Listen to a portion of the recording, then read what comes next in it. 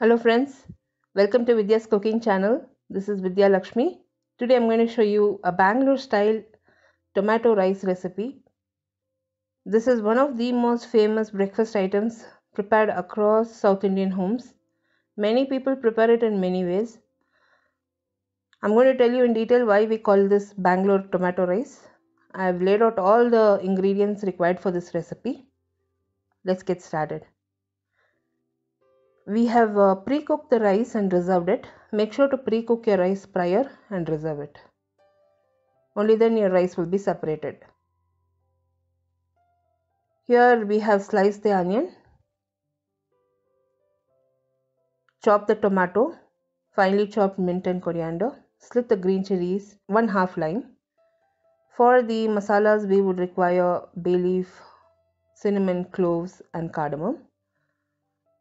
We would also require turmeric powder. You can add peas if in season, or you can also add hyacinth beans, ginger and garlic paste.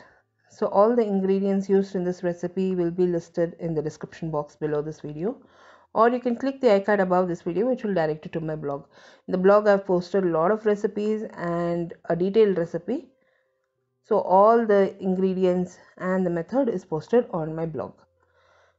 Here you can see I've heated a wok on medium flame. To the wok we have added oil and ghee.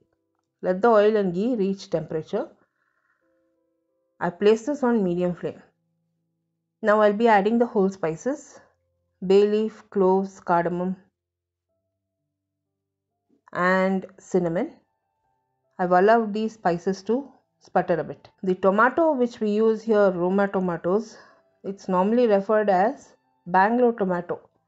It is very juicy and very tasty.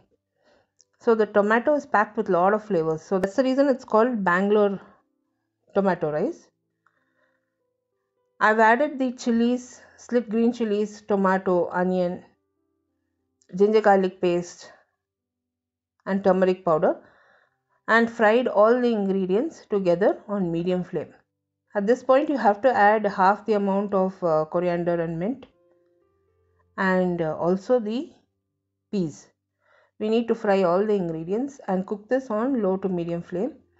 To cook the peas down, I've added half a glass of water. So now we'll cook all the ingredients and make sure the oil separates.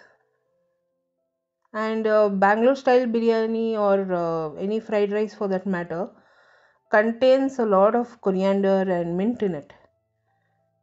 Now once the peas have cooked, you can see the oil has separated.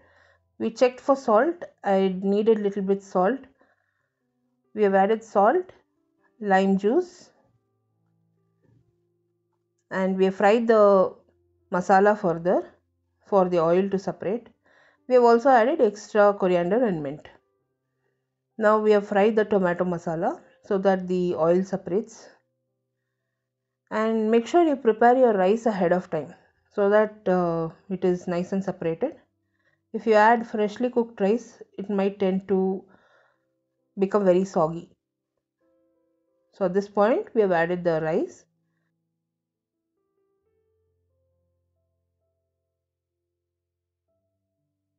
This rice was cooked 2 hours prior. Now we have mixed the rice in the masala.